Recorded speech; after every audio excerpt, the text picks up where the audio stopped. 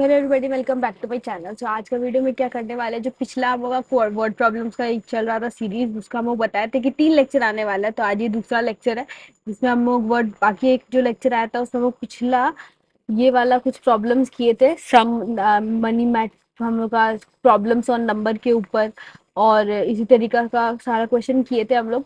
और आज हम लोग करने वाले हैं मनी मैटर और फ्रैक्शन का प्रॉब्लम। एक फ्रैक्शन का प्रॉब्लम कर लिए थे पिछले क्लास में, जिसमें डिजिट गेट इंटरचेंज, अगर किया होगा तो पता होगा। डिजिट गेट इंटरचेंज वाला एक टॉपिक था, वो वाला हम लोग कर लिए थे। तो आज करते हैं आगे। ये एज प्रॉब्लम वर्ड करना है आज, और अगर टाइम मिला तो स्पीड एंड टाइम, नहीं मिला तो ये लास्ट एक प्रॉब्लम है एरिया वाला, उसको कर लेंगे जरूर। फिर एक छोटा सा वीडियो आ जाएगा टाइम, स्पीड एंड टाइम के ऊपर। तो चलो आज का वीडियो शुरू करते हैं। ये वाला पिछला क्लास वाला प्रॉब्लम है, याद होगा, जिसमें डिजिट गेट इंटरचेंज था। हमारा जो डिजिट था वो इंटरचेंज हो जाएगा, तो क्या किया जाएगा। ठीक है, अभी हम वो करने वाले हैं ये फ्रैक्शंस वाला। तो पढ़ते हैं। The sum the numerator of a fraction is 3 less than its denominator, 3 less than its denominator. If 2 is added to both of its numerator and denominator, then the sum of the new fraction and the original fraction is इतना। Find the original number. तो अगर पिछला जो पिछले वाला जो हमारा chapter था उसमें को टाइमर लगाते हैं। पिछला जो हमारा ये था लेक्चर, पिछले चैप्टर का लेक्चर में हमको याद होगा कि हम लोग किए थे ऐसा क्वेश्चन हम लोग प्रैक्टिस कर चुके हैं, लेकिन अब ये वाला क्वाड्रेटिक इक्वेशन पर है तो इस पर अलग से हम लोग करते हैं। टाइम लगा देते हैं 20 मिनट का, 15 मिनट में हम कोशिश करेंगे करने का, लेकिन फिर भी एक 20 मिनट का टाइमर लगा देते हैं इनको। हाँ, तो फिर तो चलो, तो ओरिजिनल फ्रैक्शन लेट निकालना है, तो हम लोग लेट कर लेते हैं न्यूमरेटर और डिनोमिनेटर को एक्स और वाई। तो let the numerator numerator and let the numerator be x and denominator।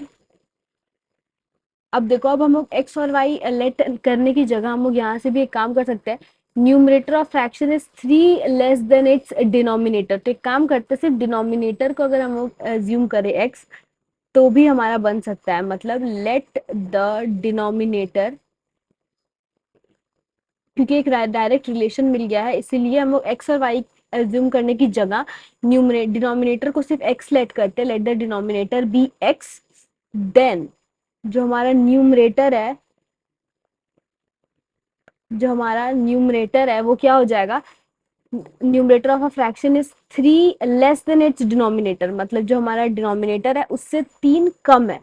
तो x-3 हम लोग एज्यूम कर सकते हैं। तो हमारा जो फ्रैक्शन है वो कैसे दिखाई देगा, जो फ्रैक्शन है वो दिखाई देगा न्यूमरेटर अपॉन डिनोमिनेटर। तो ऊपर सबसे पहले ऊपर लिखेंगे न्यूमरेटर और नीचे में लिखेंगे क्या, denominator. If 2 is added to both of its numerator and denominator. अब हम लोग को क्या करना है, अकॉर्डिंग टू क्वेश्चन पे जाते हैं। According to question, if 2 is added to both numerator and denominator. अब 2 को ऐड करना है दोनों पे, न्यूमरेटर में भी और डिनोमिनेटर में भी। numerator, then the sum of new fraction and the original fraction is 29/20। इसमें हम लोग प्लस करेंगे क्या, हमारा ओरिजिनल वाला जो हमारा फ्रैक्शन था, तो हमारा जो फ्रैक्शन आ जाना चाहिए वो आएगा 29/20। अब एक इक्वेशन है, एक अननोन है, आराम से फाइंड हो जाएगा।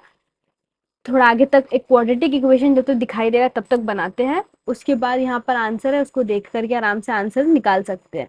तो चलो एक काम करते हैं, डिनोमिनेटर में क्या करते हैं, एलसीएम ले लेते हैं। एक्स, x+2 ऐसा करके आ जाएगा। और उसको लेने से पहले ना ऊपर सॉल्व कर लेते हैं।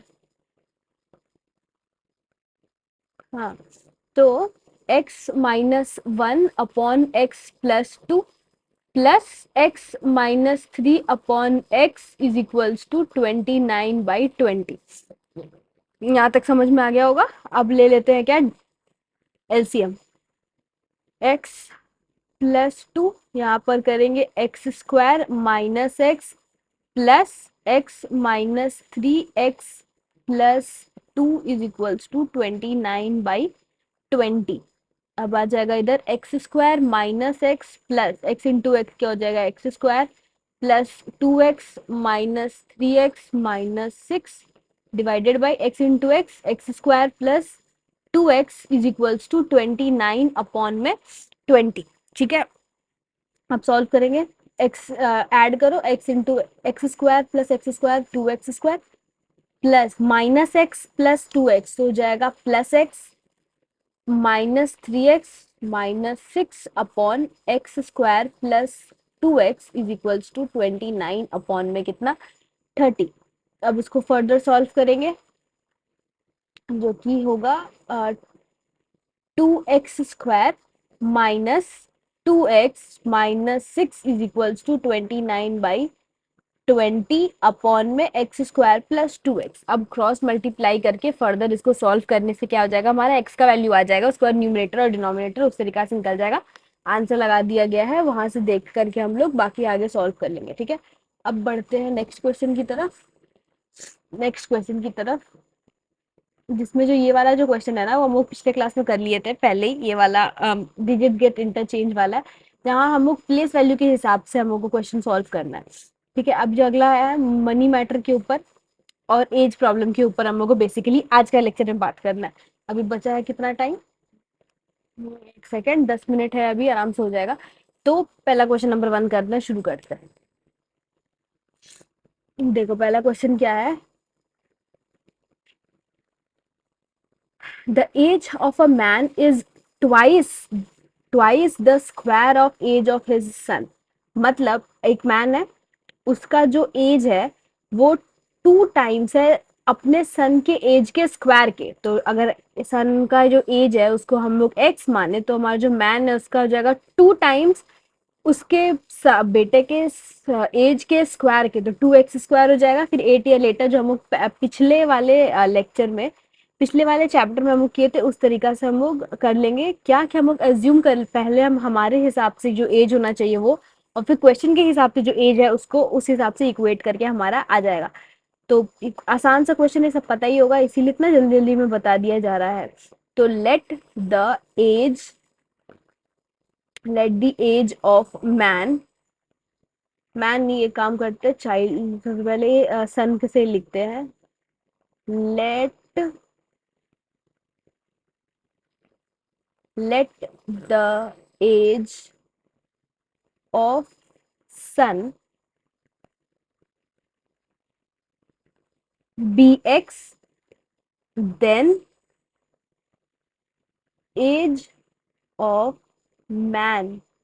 तो मैन का एज कितना हो जाएगा 2x स्क्वायर क्वेश्चन के हिसाब से। ठीक है, अब 8 ईयर हेंस मतलब 8 साल बाद का जो हमारे हिसाब से जो एज है वो कितना आ रहा है वो निकालेंगे। उसके बाद जो मैन के हिसाब से जो क्वेश्चन के हिसाब से एज है उसको इक्वेट कर देंगे, जिस तरीके से हम लोग पहले भी करते हुए आए हैं। तो ठीक है, तो अब हम लोग लिख लेते हैं 8 year hence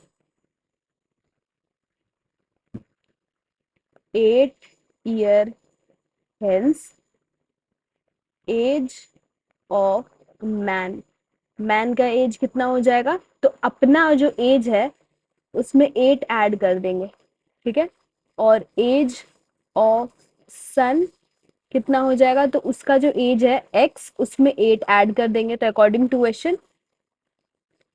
question age of man, तो अब क्वेश्चन के हिसाब से क्या है, जो एज ऑफ मैन है वो age of man will be 4 years more than 3 times 3 times age of son. जैसे जैसे लिखा हुआ है क्वेश्चन में उसी हिसाब से बस हमारा इक्वेशन फ्रेम कर लेना है, जैसे जैसे क्वेश्चन में दिया हुआ है उस हिसाब से।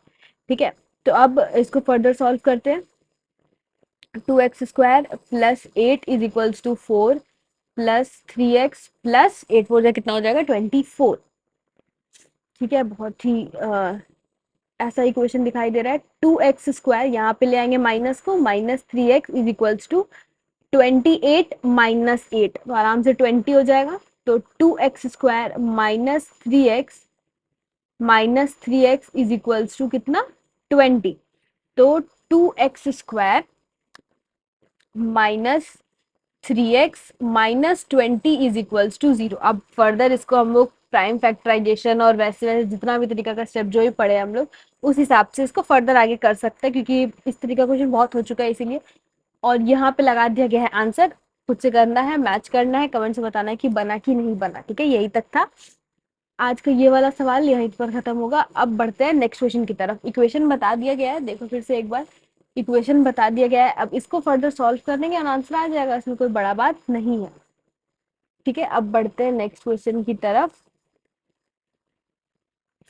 चलो अब ये वाला क्वेश्चन पे आते हैं। ये वाला थोड़ा अच्छा क्वेश्चन है, इसलिए हम लोग इसे कोशिश करेंगे पूरा करने का, रेदर देन स्टेज एक प्लेटफॉर्म तक लाके रखने की जगह हम लोग कोशिश करेंगे इसको पूरा सॉल्व करने का। ठीक है, मतलब इक्वेशन आंसर तक लाने का। वैसे आंसर लगा दिया गया है, मेरे से पहले अगर सॉल्व करो, पॉज करो, सॉल्व करो, उसके बाद कमेंट में बताएंगे कि कितना आया। ठीक है, अब ये वाला क्वेश्चन को देखो। 7 years ago Varun's age was 5 times square of Swati's age।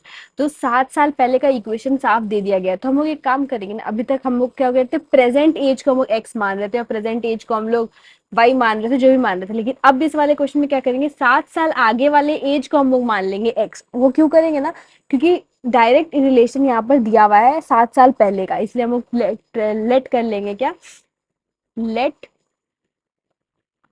Late age of Swati. सबसे पहले स्वाति के एज पे डिटरमाइन कर रहा है, इसलिए हम लोग सबसे पहले Swati's age be x.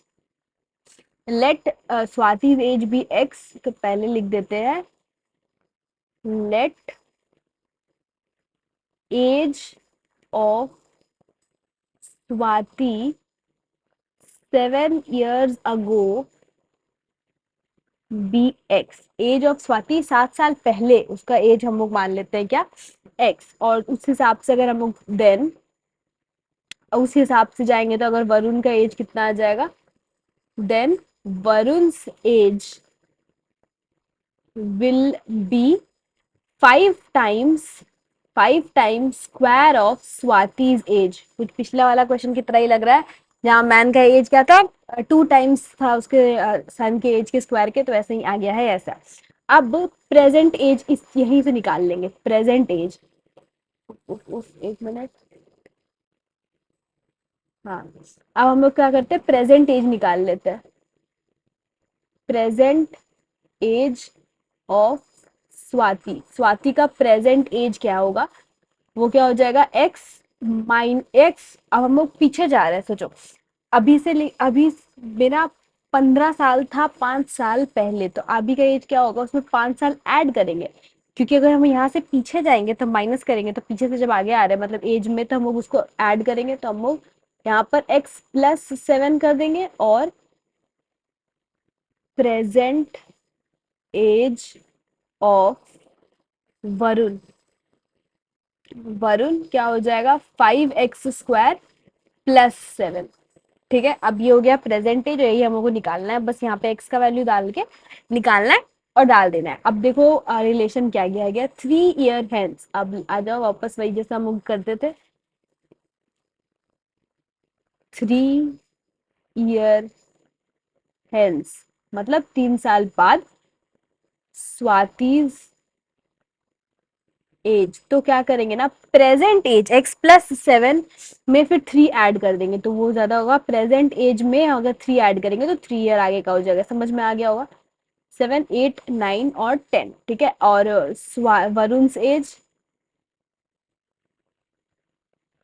Varun as कितना हो जाएगा, 5x² + 7, 5x² + 7 + 3 is equals to 5x² + 7, 8, 9 और 10। ये हो गया दोनों के बीच एज का रिलेशन। अब देखो क्वेश्चन में क्या दिया गया है कि ना 3 year hence, अब लिख देते हैं according to question. According to question 3 year hence Swati's age, जो हमारा स्वाति का एज है x+10, will be 2/5 of age of Varun. 2/5 of age of Varun. ठीक है, अब क्रॉस मल्टीप्लीकेशन करते हैं। 5x + 50 is equals to 10x² + 20। अब अरेंज करेंगे, 10x² -5x -30 is equals to 0। अब 5 के टेबल से कटता हुआ दिखाई दे रहा है, तो 2x² -x -6 is equals to 0। तो 12, 2 ज़ा 6, 2 ज़ा 3, 3 ज़ा 1। तो अब 4 में से 3 माइनस कर देंगे, डायरेक्ट दिखाई दे रहा होगा। तो सॉल्व करेंगे 2x² माइनस 4x, अब देखो क्या लाना है, माइनस x लाना है, तो माइनस 4x प्लस 3x करेंगे, minus 4x plus 3x minus 6 is equals to 0। अब 2 इधर x इधर, 2x ले लेंगे कॉमन, तो यहाँ बचेगा x minus 2 plus 3x minus 2 is equals to 0। 2x plus 3 और x minus 2 is equals to 0, तो x का वैल्यू कितना आ जाएगा, एक आ जाएगा -3/2 और एक x का वैल्यू आ रहा है 2। अब देखो कहीं यहाँ पर आना, ठीक है, अब एक x का वैल्यू आ रहा है 2 और एक x का वैल्यू आ रहा है -3/2। अब ये हमारा प्रेजेंट एज नहीं है, क्योंकि प्रेजेंट एज हम लोग ये माने थे, ये है हमारा प्रेजेंट एज। अब इसमें हम लोग को क्या करना है, x का वैल्यू पुट करना है ताकि हमारा प्रेजेंट एज आ जाए। यहाँ पर आकर के अगर गलती कर दिए तब पूरा क्वेश्चन खराब हो सकता है, क्योंकि यहाँ पर आ रहा है 2 लेकिन हम लोग को प्रेजेंट एज निकालना है। ये जो हमारा 2 है वो 7 साल पहले का एज है, क्योंकि हम लोग एक्स किसको एज्यूम किए थे, 7 साल पहले वाला एज को। तो प्रेजेंट एज इस हिसाब से क्या हो जाएगा 9, और यहाँ पर रखेंगे 5, 4 प्लस 7, तो यहाँ लिखा हुआ है 27, तो अगर 9 आ गया तो 27 भी आ जाएगा। तो इस तरीका से करेंगे, और टाइम भी कुछ हो ही गया है, ठीक है। तो इस तरीके से हम ये वाला क्वेश्चन को कंप्लीट किए। नेक्स्ट वाले क्लास में वो करेंगे एरिया, एरिया वाला क्वेश्चन, स्पीड एंड टाइम वाला क्वेश्चन, और एक एज का क्वेश्चन बच रहा है, वो भी हम लोग उसी लेक्चर में खत्म कर देंगे। तो फिर पढ़ाई करते रहे, और RS अग्रवाल बनाना है, NCERT बनाते रहना है। और फिर आएगा हमारा एक क्वेश्चन आएगा किस पर, प्रैक्टिस सेट पर आएगा क्वेश्चन, उसको भी कर लेना है। तब तक के लिए पढ़ाई करते रहे। All the very best.